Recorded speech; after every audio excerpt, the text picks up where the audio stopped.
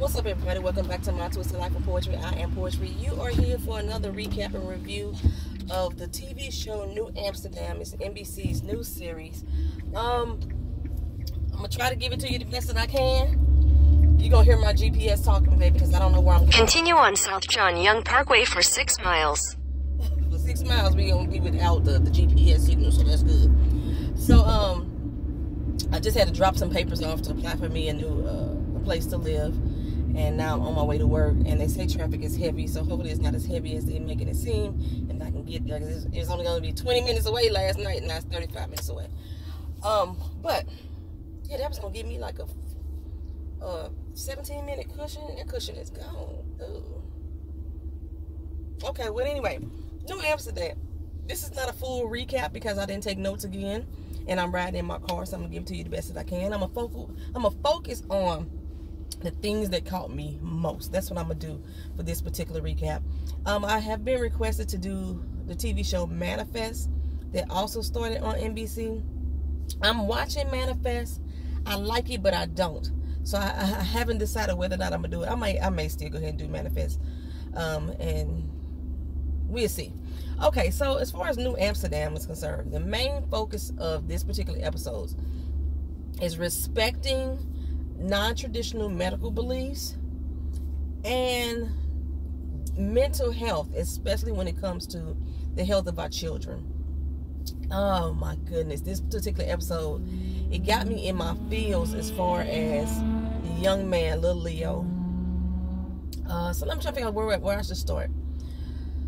In addition, Dr. Max is still not taking care of himself as well. So that's another thing. So we start off with Dr. Max in the room with Georgia. Georgia's playing like she asleep, because she ain't asleep.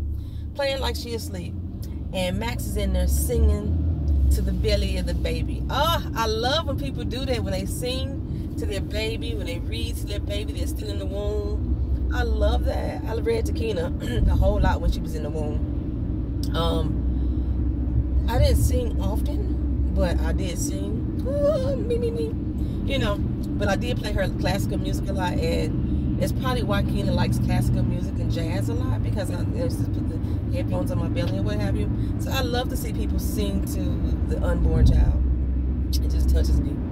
And Dr. Max got a little voice. I was like, swoon. Hey, go ahead on. He was singing that song now. So we singing to the baby, and like I say, Georgia is pretending that she's asleep, but she's seeing this connection, this bond, because he had made promises to her that he was never going to put work in front of her and the family again, because now they have a family that is that they're growing, and he's trying to get her back to his life. It's heal their marriage. They're not divorced, but they are going through some mess, and it's because he always puts work ahead of her. Hey, lady. Hey. Where you going? Okay. Goodness gracious.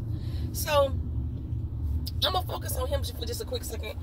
And Georgia has always felt like Dr. Max has shut her out of the relationship, especially when it came to work.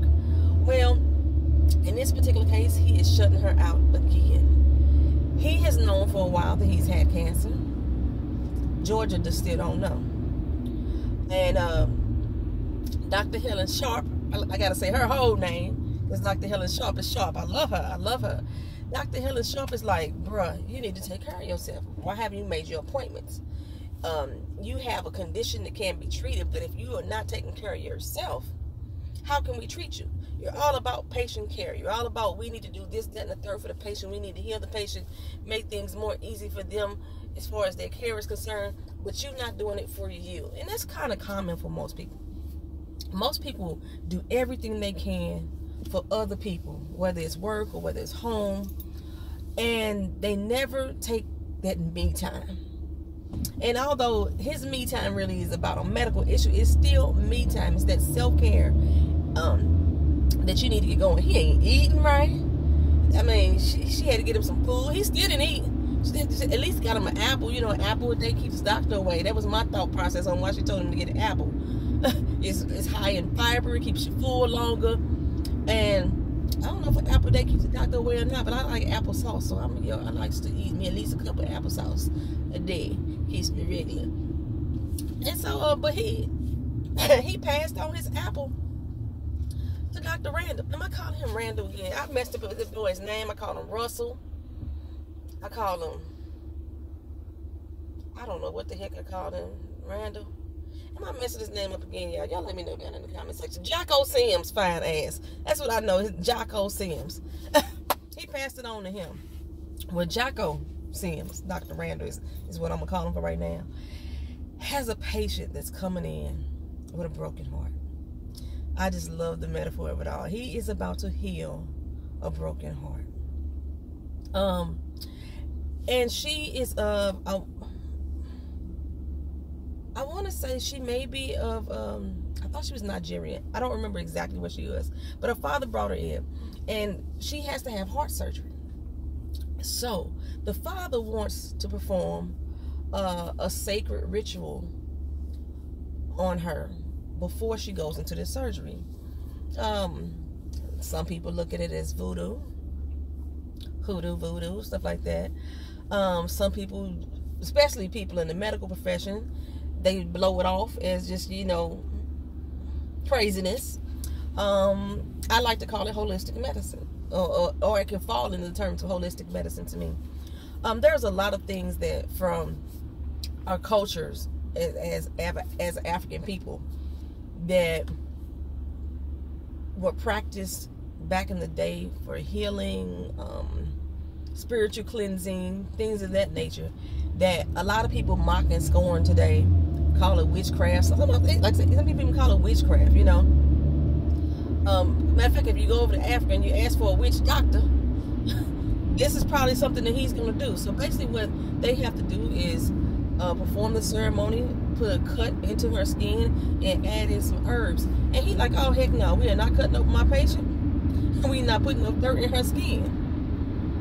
And I like the fact that he's the one that's doing this because him as a black man, like I said, this is something from his culture that he has been separated from, being born of the Americas. There's a lot of cultures and customs, and it probably depends on where he in New York too.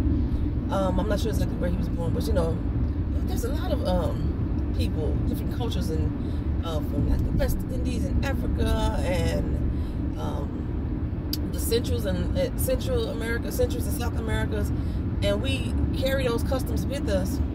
I'm quite sure at least 75% of the black people watching this video did some saging. They had smudged their house once upon a time. They jumped over a broom to get married. Different stuff like this that go back to the traditions. I was gonna say, you get sick, your grandma throw some macrumacrum on you.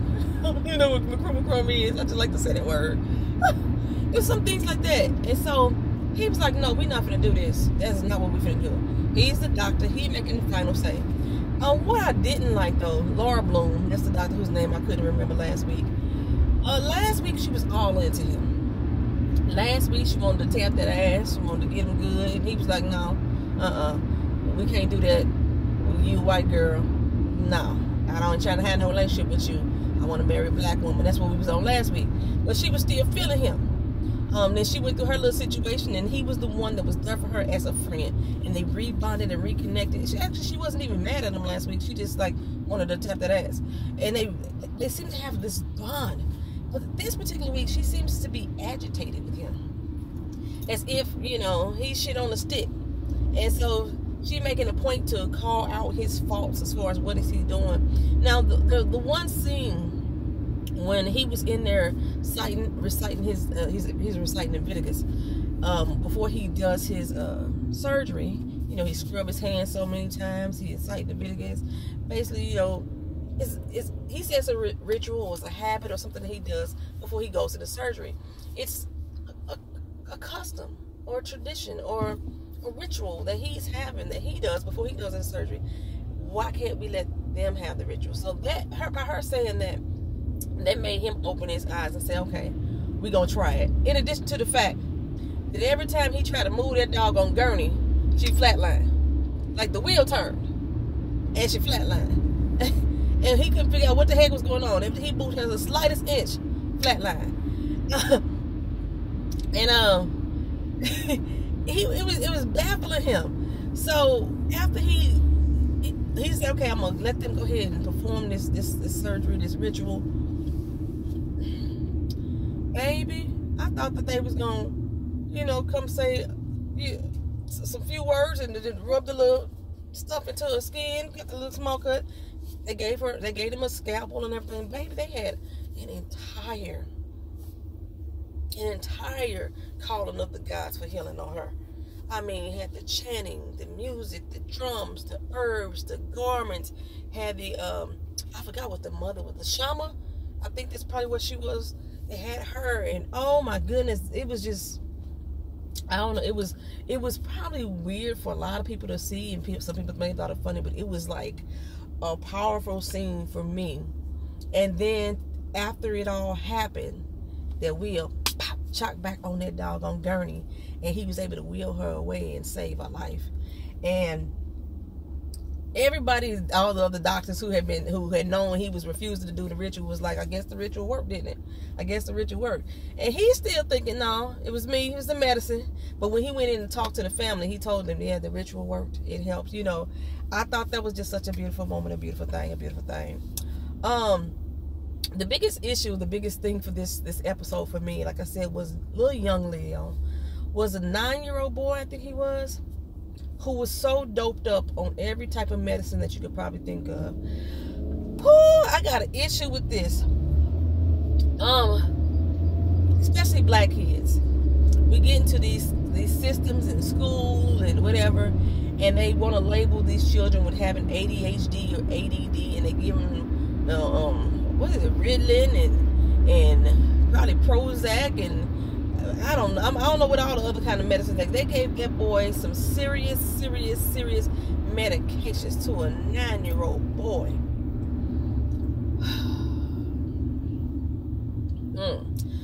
They overdoping our kids. They overdoping us as adults, the pharmacy industry. You got one medicine that you give them for the depression. The depression make you have loose bowels, make you itch, make you do this, make you drool. So they give you another medication to fix those things. And then that medication has side effects that make your heart stop pumping when you, at one particular time, your left leg may fall off. So they give you another medication to fix that medication. They had this boy on 4 different medications that he was so numb that he couldn't formulate words, that he couldn't talk. And they wanted to treat him. Dr. Fromm, I love Iggy Fromm, and I love Dr. Glasses. I love them together as a duo. I love him, Dr. Glasses, simply for the fact that he takes his time to walk through situations and to look at them with a fine-tooth comb and come out saying, we need to do something different. There's something better for this patient. I love that about him. The particular thing with him, all this time they were talking about children and whether or not he would be a good dad and this, that, and the third. And I think Iggy Fromm was a dad. But he kept saying he wasn't a father. Dr. Glasses, he wasn't a father. He wasn't a father. Dr. Max told him, take him to court. You can take the school district, sue the school district for this medical care, because what Dr. Fromm wanted to do was take him off all his medicines altogether, because they figured that the medicines were still not treating the original problem. He needed behavioral therapy. He needed talk therapy, which is me. That's what I do. I refused all medications for my PTSD and bipolar depression, and I placed myself into talk therapy and behavioral therapy. I think anger management and stress management classes as well. And I did so after I sat in a class. The VA gives you classes about what these medications are and the side effects and the risk if you miss a dose or if you stop taking them. And I was like, oh, hell no. I'm not going to lose my motor skills at age 25. I think that's when they first diagnosed me. Walking around here drooling and I'm missing it. No, I'm not going to be going through all that.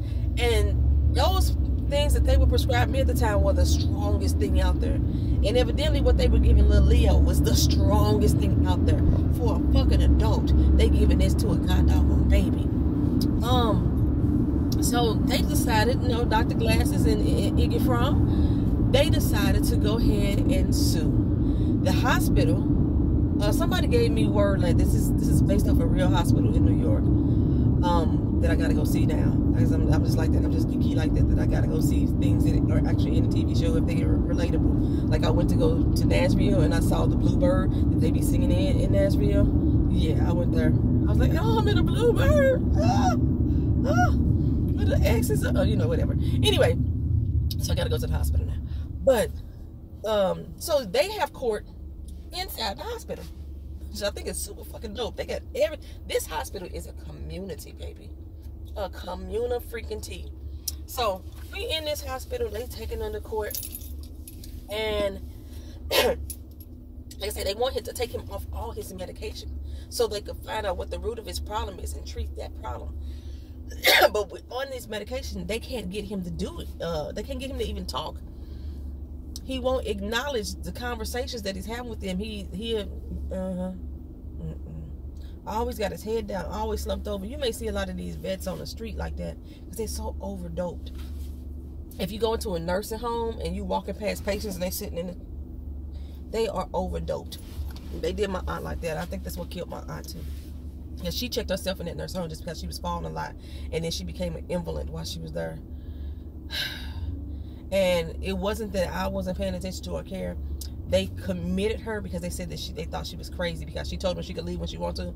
They figured that she was a patient that was on the loose and crazy, and she really didn't have the right to walk in and out of that facility, but she did. And since the administration changed every 2 months because, nursing homes are so bad they can't keep consistent staff half the time, we couldn't prove as fast as possible that she was in her right frame of mind. It took me 2 years to get her out of the damn psych ward for the nursing home, and she was so fucked up and so far gone by the time they did that. By the time we got her out, there was no coming back from my aunt for real. Well, okay. So anyway, overdosing. So they in court, and the school district is basically saying that if you take him off these medicines, he can no longer come to public school. He would no longer be allowed because he's a threat to other children. And I understood both sides of the story. Like, as Dr. Glasses was saying, it's understandable that she has such a heavy workload that she has to treat every student the same for the most part. She can't individualize her care because she has so many kids to look out for. But for this particular child, this is what we need to have happen for him. And she was like, nah, you can't do that. Ain't nothing that you gonna jeopardize the other 2,000 children that I have for one. That's not what I'm about to do. I gotta protect those other children. You're right about that. So they showed a video. Little Leo was at his locker at school. Some little boy walked up to him, and Leo pummeled the shit out of that boy. He beat the cowboy shit out of him. I mean, talk about bashing the head. He would have been locked up if he was black. Let me be honest here. If he was a black baby, they would have had that little boy in juvenile. Fuck doping him up. He'd have been in juvenile for that type of assault. But they got little Leo locked up. But if he was black, I 100% without a doubt, that little boy would have been locked up. And then in the system. And then a whole other vicious cycle of vicious people going on right there. It would have been that way. But so the video was so fucking disturbing to the court.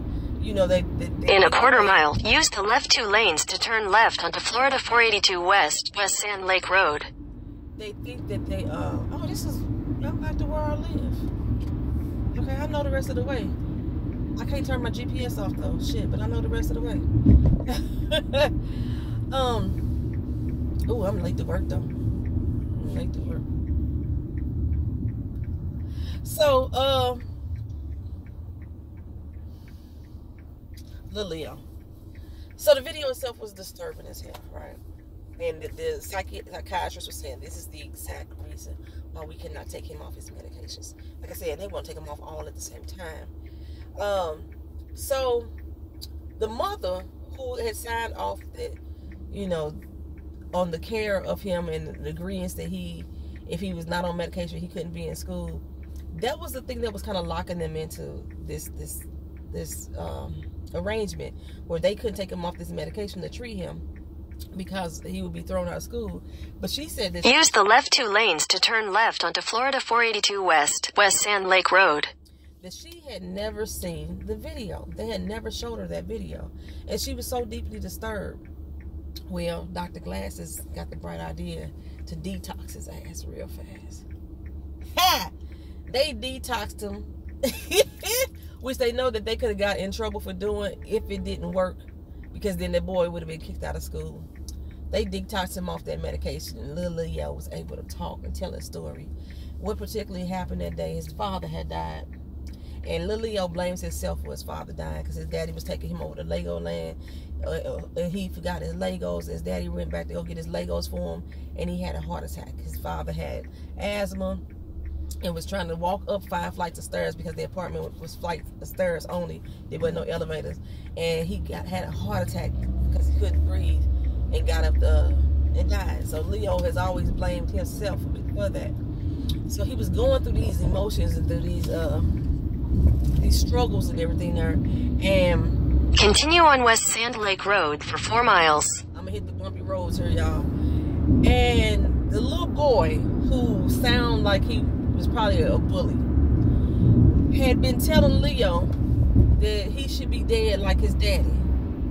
And Leo said, I couldn't take that one more time. I was tired of hearing that. And that's why little Leo reacted in that manner. So basically what Dr. Fromm was able to assess was that little Leo had never had time to really deal with his grief. He was never able to talk about his problems and his feelings because they immediately doped his ass up. And I love that the judge, after hearing Leo talk and say exactly what happened and why he was feeling this way, that she felt compassionate enough to allow this therapy to go through and keep him in school. I was just so touched by little Leo. I know there's a few people, not a few people, just one person who said that she wasn't able to really get into the show. I implore you to look again and then watch. It doesn't make you cry like This Is Us. If that's what you were expecting to cry, it doesn't make me cry at all. But it gets me emotionally charged because of the subject matter that they address on this show, the different topics that they address. It gets me emotionally charged, makes me want to talk about it and discuss it. And I just think this is an awesome show. I think it's great to be on television. And no, it does not knock out Grey's Anatomy for me. I still love Grey's Anatomy just the same, just as much. This is just another show that I am just into. I haven't liked another medical drama, and it reminds me of the ODR. It does. When the ER first began, it reminds me of that. Mixed with a little Doogie Howser, MD. And somebody, I was recommended to watch the Good Doctor. I don't know when I'll be able to get to it, but I'm gonna try to get to it. I still have a lot of first looks to get to on my list. If you go back to my original video, my mid-season update, you can see all the TV shows that I'm supposed to binge watch or watch at least an episode of and give my opinion on. So y'all let me know what y'all thought about this episode of New Amsterdam. I appreciate you watching. Like, comment, share, and subscribe to the channel if you've not already done so. You guys have a good day. I'm going to try to get to work as soon as possible. Get this job done, baby. Woo, I feel a lot better than I did yesterday. I was feeling in a bad mood yesterday. All right, y'all. Y'all have a good one. I'll talk to you later. Peace.